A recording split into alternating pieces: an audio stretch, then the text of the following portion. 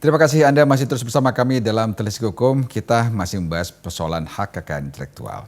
Dalam segmen kali ini kita akan coba menggali dari narasumber yang telah hadir malam ini, yaitu Mbak Dwi Anita Daruhardani, tentang apa yang harus kita lakukan nih kaitan dengan hak cipta, terutama lagu, tari dan kaitan dengan seni dan budaya.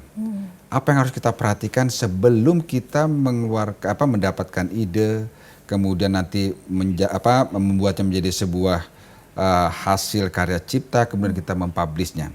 Sehingga pada saat kita sudah dipublish, kemudian tidak berbenturan, tidak diklaim oleh orang lain. Apa yang harus kita perhatiin? Kalau menurut hemat saya, sebaiknya yang harus dilakukan adalah dikedepankan dulu orisinalitasnya. Jadi kan ini hak intelektual seseorang berdasarkan imajinasi gitu ya. Jadi dia berdasarkan idenya dia, kreativitasnya dia gitu. Harus orisinil dulu.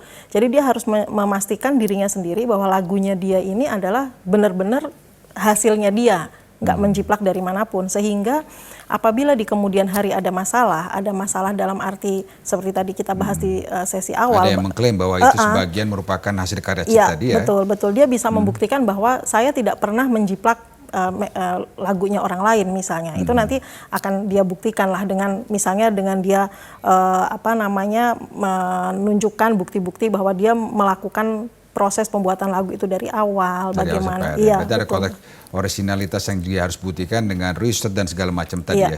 Bagaimana dengan hak kekayaan industrial terkait terutama sekali persoalan merek? Kalau saya selalu memberikan saran kepada klien-klien saya bahwa kalau untuk merek itu berbanggalah dengan hasil kreativitas sendiri gitu. Jadi pada saat kita mau bikin merek, ya udah berdasarkan kreativitas kita aja, apa kira-kira merek yang cocok untuk barang yang akan saya buat atau terhadap jasa yang akan saya berikan gitu.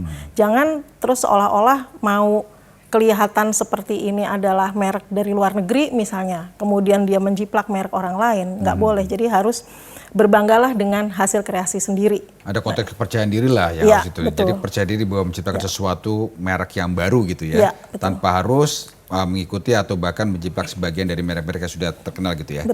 Kaitannya Mbak Dwi, apa sih yang harus kita lewati nih terutama?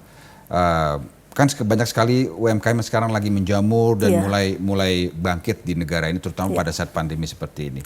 Apa yang harus kita perhatikan pada saat kita mulai melakukan taruhlah selling gitu ya, dengan merek-merek yang kita nilai merek ini memiliki daya jual dan terkait langsung dengan barang yang akan kita jual. Apa tahapan yang harus kita lalui? Hal pertama yang harus dilakukan adalah melakukan pendaftaran atas merek tersebut gitu, karena perlindungan merek itu kan didasarkan pada first to file, siapa yang mengajukan lebih dahulu. Nah, jadi kami selalu menyarankan agar didaftarkan dulu gitu. Nah, sebelum melakukan pendaftaran, kita melakukan search dulu, penelusuran di DJKI, di kantor merek, apakah ada merek yang sama atau tidak gitu. Nah, nanti kalau misalnya tidak ada, kita mendaftarkan. Memang proses pendaftarannya cukup lama ya, antara 1,5 tahun sampai 2 tahun dari sejak kita mengajukan sampai kita dapat nomor. Tetapi setidaknya dengan kita sudah melakukan langkah untuk melakukan pendaftaran, nggak akan ada kejadian bahwa nanti pada saat dia sudah jualan, dia sudah bagus bisnisnya, kemudian nanti dia dituntut oleh orang lain karena dia mendompleng keterkenalan merek orang lain gitu. Dan itu sering terjadi saat ini kita temui ya. Betul. Berarti sebenarnya tingkat kehati-hatian dalam konteks ini harus lebih tinggi ya. Di samping mungkin juga harus banyak tanya kanan kiri, melakukan riset dan segala macam ya.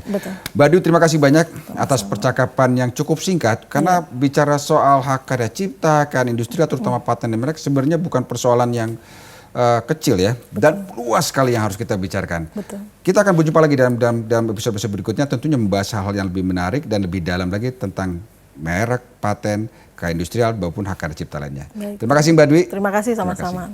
Dan pemirsa Telisik Hukum, demikian bincang kita dalam Telisik Hukum kali ini bersama dengan Mbak Dwi Anita Daruhardani, seorang praktisi hukum dan juga konsultan dari hak kekayaan intelektual. Semoga bermanfaat dan semoga membuka perspektif baru Anda dan pemahaman Anda tentang apa itu hak kekayaan intelektual, termasuk apa yang harus kita lewati dalam mendaftarkan hak karya cipta kita sebagai sebuah karya orisinal yang diakui.